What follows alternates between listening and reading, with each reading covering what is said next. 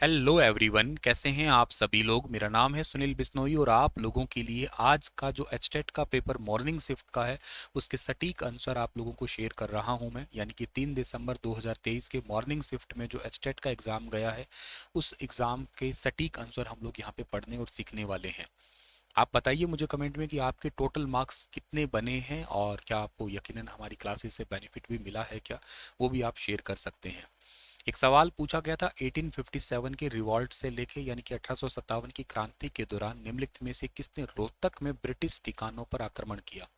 ये वाला सवाल अगर क्वेश्चन पढ़ें तो थोड़ा हो सकता है कंफ्यूज आपको करने के लिए दिया हो सवाल इस टाइप का, लेकिन ऑप्शन जो है ना बहुत इजी है। ऑप्शन देख के इसका आंसर बहुत आसानी से टिक किया जा सकता था, क्योंकि इमाम अली के बारे में आपने बहुत बार पढ़ा है कि वो पानीपत से संबंधित है, तो ये तो हो ही नहीं सकता था। हरसुख राय गुरुजी के बारे में वैसे भी आप कैसे आंसर कर सकते हैं, और मोहर सिंह और तफजल, इनमें दो में आपको कंफ्यूजन था। वैसे इस सवाल का ठीक आंसर क्या रहेगा, देखो तफजल हुसैन इस सवाल का ठीक आंसर है। हुआ यूं था कि 1857 की क्रांति जो थी ना उसमें रोहतक के रंगाड़ों ने खरखोदा के जो किसान नेता थे ना, बिसारत अली थे, एक बाबर खान थे, उनके साथ मिल के और ब्रिटिश के जितने भी ठिकाने थे उन पे अटैक किया था। ब्रिटिश के जो भी खजाने थे उनको लूटने की कोशिश की थी, और साथ में आ गए थे उनके प्लस में दिल्ली के रहने वाले थे ये तफजल हुसैन। और तफजल हुसैन दिल्ली के रहने वाले आए, ये कहाँ पे, ये आए सांपला में। सांपला में यूरोपीय बस्तियां जितनी भी थी उनको सबको लूट लिया था। ब्रिटिश ठिकाने अगेन उन्होंने भी ध्वस्त किए थे। के अलावा महम हुआ, मदीना हुआ, मांदोटी हुआ, यहाँ पे भी इन्होंने जितने भी टैक्स ऑफिस थे उनको लूटा, वहाँ का जो खजाना था वो खाली किया, ब्रिटिश घरों को जलाया था। तो ऐसे करके इन्होंने सबने उत्पात मचाया था। खैर वो हमारे पॉजिटिव था इंडिया के लिए तो देखा जाए तो रोहतक के अंदर ब्रिटिश ठिकानों पर आक्रमण किया था बिसारत अली खान ने, बाबर खान ने, रोहतक के जो रंगाड़े थे उन्होंने, और दिल्ली के तफजल हुसैन ने। तो ऐसे करके इसका ठीक आंसर हमारा ए ऑप्शन बिल्कुल परफेक्ट था। अगला सवाल भी आपके लिए इजी रहा होगा मोरनी पहाड़ियों का। मोरनी पहाड़ी आपको सबको पता है कि हिमालय की रेंज है ये, लेकिन हिमालय की तो रेंज है पर हिमालय में इन्होंने ना दो ऑप्शन दे दिए आपको। पहले दो ऑप्शन तो आप लोग इजीली करेक्ट गलत कर ही दिए थे आपने, लेकिन इनमें से एक हिमालय का एक तो दिया है आपको आउटर बाह्य श्रृंखला दी है, और एक दिया है आंतरिक यानी कि इनर। तो आप लोग बहुत बार ये पढ़ा होगा आपने, शिवालिक के बारे में पढ़ा, और शिवालिक जो श्रेणी है उसी का ही तो मोरनी हिस्सा है।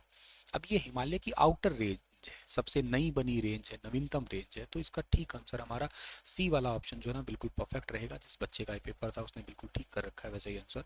और अगर हम बात करते हैं शिवालिक की या हिमालय की इस मोरनी की, तो इसकी सबसे ऊंची चोटी करोह चोटी है। और इसकी ऊंचाई कितनी है, इसकी ऊंचाई भी आपको थोड़ा ज्ञात रहना चाहिए। 1514 मीटर है इसकी ऊंचाई, ठीक है ना। ये एचएसएससी मानती है वैसे, लेकिन 1467 के आसपास इसकी रियल बताते हैं। खैर, अगला जो हमारा सवाल पूछा था वो भी यकीनन आपने ठीक किया होगा। हरियाणा में गिद्ध संरक्षण केंद्र कहाँ पे है। वल्चर्स जो सेंटर है ना वो पिंजौर के अंदर पड़ता है। ये भी सवाल इन्होंने पंचकुला का ही पूछ लिया। इसके बाद में हरियाणा में टोटल तहसील कितनी है ये पूछी है, तो तहसील हरियाणा में 95 है। ये भी बिल्कुल सही आपने ठीक किया होगा, इन बच्चे ने भी सही कर रखा है वैसे। हरियाणा में खेलो इंडिया महिला तीरंदाजी रैंकिंग प्रतियोगिता का आयोजन, मैं डेली करंट अफेयर पढ़ाता हूँ स्टार आईक्यू पे, और अगर आप अप्रैल महीने के करंट अफेयर देखोगे ना तो मैंने एक क्वेश्चन पढ़ाया था सोनीपत के अंदर, अप्रैल 2023 के करंट अफेयर का क्वेश्चन है ये वाला। इसलिए कहता हूँ डेली करंट अफेयर जरूर पढ़ा करो। खेलो इंडिया महिला तीरंदाजी रैंकिंग प्रतियोगिता का आयोजन हुआ था सोनीपत में। मैंने ऐसे करके पढ़ाया था इसको कि स्पोर्ट्स अथॉरिटी ऑफ इंडिया है उसमें जो चेयरपर्सन ललिता शर्मा ने इनके बारे में अनाउंसमेंट किया था कि सोनीपत के अंदर होने वाले गेम है। सो ये सिंपल और बहुत इंपॉर्टेंट क्वेश्चन भी था। देखो एक ही क्वेश्चन आया आपका हो सर करंट अफेयर से, एक क्वेश्चन भी गेम चेंजर होता है। जिनके नंबर 89 आते हैं उनको वैल्यू पता होती है कि एक नंबर की क्या वैल्यू है। खैर, यूपीएससी के चेयरमैन जो कालांतर में हरियाणा के राज्यपाल भी बने थे, the chairperson chairman of UPSC who subsequently become the governor of Haryana. अब ये थोड़ा सा कंफ्यूजन रहा होगा बच्चों को, हालांकि इन्होंने गलत कर दिया, ये आंसर इसका बी ठीक नहीं होगा। मुजफ्फर हुसैन बरूनी जो खुद सिविल सर्विस अधिकारी बने थे, ध्यान रखना ये अधिकारी बने थे, आईसीएस अधिकारी, इंडियन सिविल सर्विस अधिकारी, ये हरियाणा के 8वें राज्यपाल थे। इन्होंने ये नहीं पूछा कि यूपीएससी अधिकारी आईएएस कौन बने, इन्होंने ये पूछा था कि यूपीएससी के चेयरमैन कौन बने। तो एक्चुअली इस सवाल का ठीक आंसर जो है ना हमारा ए ऑप्शन जो है वो बिल्कुल ठीक रहेगा। यानी कि ए आर किदवई साहब, ए आर किदवई साहब जो है ना ये बने थे। अब इनका पूरा नाम जो है ना वो भी मैं आपको बता देता हूँ। इनका नाम है AKH ALAQ, अल्लाह उर रहमान किदवई, ठीक है ना। तो ये बात आप लोगों को याद करना है एक तो।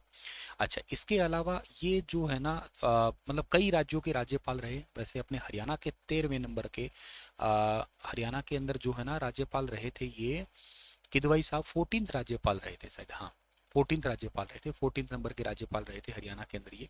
और इनसे पहले जो रहे थे मतलब इस टाइम पे मुख्यमंत्री ओम प्रकाश चौटाला जी थे, भूपेंद्र सिंह हुड्डा का भी कार्यकाल इन्होंने देखा है, बल्कि ओपी वर्मा इनसे पहले राज्यपाल थे 13वें, और 14वें नंबर पे फिर ये आ गए थे। और इनके बाद में फिर जगन्नाथ पहाड़िया आए थे 15वें नंबर पे, 16वें पे सोलंकी आए थे, 17वें पे सत्यदेव नारायण, और 18वें पे अब चल ही रहे हैं बंडारू दत्तात्रेय जी, ठीक है। हालांकि ऐसा नहीं कि हरियाणा के राज्यपाल रहे हैं ये, राज्यपाल तो राजस्थान के भी रहे हैं, राजस्थान के अलावा वेस्ट बंगाल के भी रहे हैं, बिहार के तो बल्कि ये 2 बार राज्यपाल रह चुके हैं ये। और ये यूपीएससी के चेयरपर्सन रहे, मतलब चेयरमैन रहे। यही बात ज़्यादा इंपॉर्टेंट है या इनके एग्जाम पर्सपेक्टिव जो हमारा क्वेश्चन सीधा सीधा पूछा गया है। अच्छा सर, ये यूपीएससी के चेयरमैन जो है ना वो कब से कब तक रहे थे, तो ये रहे थे 1974 से लेकर 1977 तक, 1974 से 1970 तक जो है ना ये यूपीएससी के चेयरमैन रहे थे, इस बात को याद रखना। उसके बाद Bihar, West Bengal, Haryana and all बाकी राज्यों के ये गवर्नर भी रह गए थे, ठीक है। तो खैर ये याद रखना। वैसे इनका जन्म कब हुआ था बताऊं आपको मैं, इनका जन्म हुआ था 1 जुलाई को हुआ था, 1 जुलाई 1921 को जो है इनका जन्म हुआ था। और ये थे कहाँ के वैसे, वैसे ये उत्तर प्रदेश के थे मेन, तो कह सकते हो उस टाइम पे ये यूनाइटेड प्रोविंसेस था, ठीक है ना। कई सारी जगहों को मिला, मतलब उस टाइम पे बाराबंकी का एरिया आता था इनका, बाराबंकी 12 गांव का ऐसा कुछ इलाका था। मुझे लंबे टाइम से पढ़ा हुआ है, थोड़ा याद तो नहीं आ रहा एग्जैक्ट तो, पर बाराबंकी के आसपास का ही क्षेत्र था इनका। अभी यूपी का कह सकते हो मोटे तौर पे आप लोग। अभी दुनिया में तो है नहीं है, ठीक है। तो इनका देहांत कब हुआ था, इनका देहांत हुआ था 24 अगस्त 2016 को इनका देहांत हो गया, ठीक है। नई दिल्ली के अंदर हुआ था। काफ़ी सारी इनके पास एजुकेशन वगैरह का था, तो ये वेरी इंपॉर्टेंट, तो आप इनको याद कर सकते हो। बीएन चक्रवर्ती हरियाणा के सबसे लंबे टाइम तक राज्यपाल रहे थे, इनका कार्यकाल के दौरान देहांत हो गया था, ठीक है ना। तो ये ध्यान रख लेना आप लोग। सो ए ऑप्शन जो है ना इसका बिल्कुल ठीक था जिस बच्चे ने किया था। इसके बाद में जो अगला क्वेश्चन पूछा था कि चावल की फसल को अधिक परंपरागत फसल के रूप में कहिएगा, या चावल की फसलों को दूसरी जगह मतलब चावल की जगह अन्य फसल लगाने के लिए कौन सी योजना। इस योजना को मैंने शायद अपने सेशन में दसियों बार बताई होगी, मैं कोई एक महीने का करंट अफेयर नहीं कहूँगा, ये कई बार मैंने पढ़ा दिया। ये लास्ट टाइम एचपीएससी में भी पूछा गया था, हरियाणा सिविल सर्विस एग्जाम में भी। वैसे एचपीएससी की अगर आप तैयारी करना चाहते हो तो स्टार आईक्यू एप्लीकेशन पे मेरा आधारशिला बैच है, जो अभी 5 दिसंबर तक आपका डिस्काउंटेड प्राइजेस पे है, केवल 1999 में है, तो आप उसको अवेल कर सकते हो स्टार आईक्यू एप्लीकेशन पे जाके, ठीक है ना। स्टार आईक्यू एजुकेशन पे हरियाणा सिविल सर्विस या एचसीएस का बैच है, आप उसको अवेल कर सकते हो। वेबसाइट भी है starIQeducation.com, वहाँ से भी आप देख सकते हो, ठीक है। तो मेरा पानी मेरी विरासत योजना ये करंट अफेयर आपका था, ये एचपीएससी में मई वाले महीने में पेपर में आया भी था। इस योजना की शुरुआत हुई थी 6 मई 2019 को जो है ना इसकी शुरुआत की गई थी। और ये चावल की बजाय अन्य फसल कोई भी लगाता है तो उनको 7,000 रुपये प्रति एकड़ दिए जाते हैं। और इसके लिए मेरा पानी मेरी विरासत योजना की ब्रांड एम्बेसडर भी मनिका शोकंद है। चावल की बजाय जैसे बाजरा लगा लो, गन्ना है, कपास है, मक्का है, अरहर है, मूंग है, तिल है, जो भी खरीफ फसल उगा सकते हो उसकी जगह पे। ये भी पंचकुला से एक क्वेश्चन और पूछ लिया, national institute of fashion technology कहाँ पे है, ये पंचकुला के अंदर है, 17वां भारत का ये बना था। ये क्वेश्चन मैंने रात ही वीडियो में पढ़ाया था, अगर आपको याद हो तो। मुख्य सूचना अधिकारी, वैसे तो मैंने पहले भी कई बार पढ़ा दिया लेकिन रात रिवीजन करवा रहा था, चीफ इंफॉर्मेशन ऑफिसर, और ये है श्री विजयवर्धन साहब। ऑप्शन नंबर सी इसका ठीक है। संतों वाला भी रात ही मैंने पढ़ाया था, अगर आपने ध्यान दिया हो तो। संतों में कौन सा पूर्ण भगत के नाम से हरियाणा के अंदर जो है ना वो किस संत को जाना गया है, तो पूर्ण भगत के नाम से जाना गया है बाबा चौरंगी नाथ को। ऑप्शन नंबर सी ठीक है। इनको सिद्ध चौरंगी नाथ या करुणा जनक की कहानी के नाम से फेमस है ये, भगत पूर्ण के नाम से। भारत के पंजाब से लेके बंगाल तक ये बहुत लंबे समय से जो है ना इन्होंने यात्रा ही की थी भारत के अंदर। और पारंपरिक गुरु गोरखनाथ गुरु भाई, मतलब गुरु गोरखनाथ या गोरख संप्रदाय से संबंधित है कह सकते हो आप ये। सो इस सवाल का ठीक आंसर भी आपका जो है ना वो सी था। होप आपको ये पेपर अच्छा लगा होगा और आपका फीडबैक भी आप मुझे दे सकते हो। शुक्रिया, राधे राधे।